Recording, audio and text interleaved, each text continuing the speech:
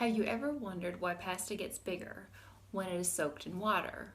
Or maybe why your fingers get so pruny when you spend so long in the bathtub?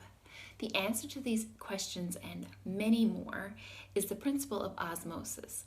But first, in order to understand osmosis, you need to know a little tiny bit about concentration. Concentration is a measure of the number of solute molecules dissolved in a defined volume of solvent. In our case, it's going to be water.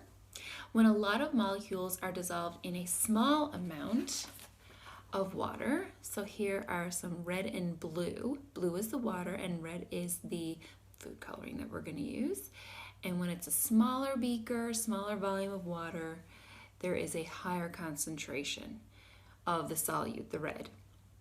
But if we poured this red into a large beaker of water like this one, we poured this in, we are going to then have a larger volume of water and a smaller concentration of the solute. So when the same volume of solute goes into a larger volume of water, you will have a lower concentration here and a higher concentration of the solute, or red dots, here.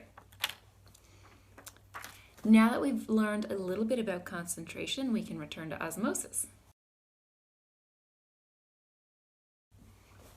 Osmosis is the tendency of water to move from an area of low solute concentration to an area of high. So to move from an area of low solute concentration to an area of high. This means that water will move towards areas with a lot of dissolved molecules.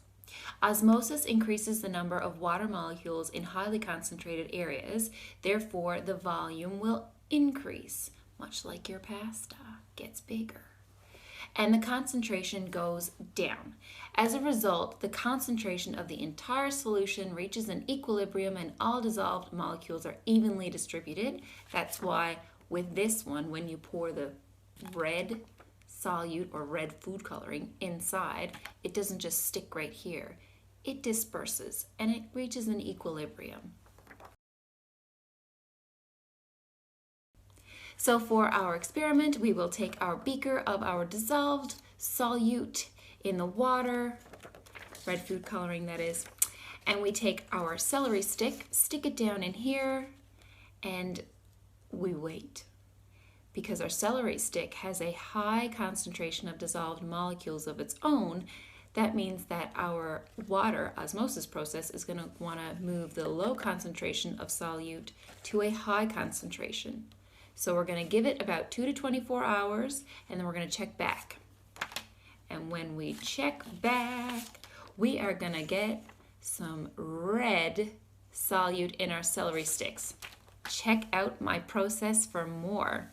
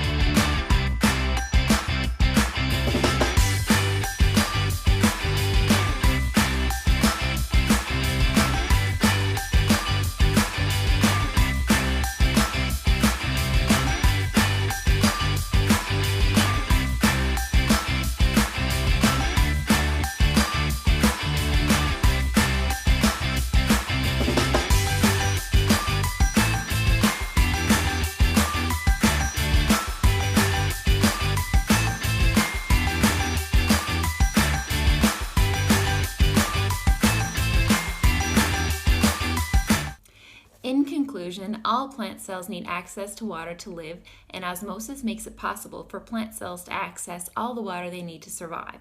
When a plant is introduced to a water source, like our colored solution, the plant cells have a higher concentration of dissolved molecules than the water source.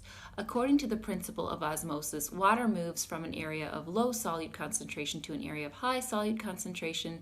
Therefore, water moves into the plant cells And we can see that water moves into the plant cells because our celery stick turns red, and the leaves on the end is what you can see. So for my experiment, I used celery as well as a carnation, a white carnation, and a white daisy. So it does the same thing, and as well as with roses. So if you wanted to dye the color, the white rose that you have for your mom or dad for Mother's or Father's Day, you can stick it into a solution of food coloring of their favorite color and give it 24 hours, and you will have a colored rose. I hope you enjoyed this experiment.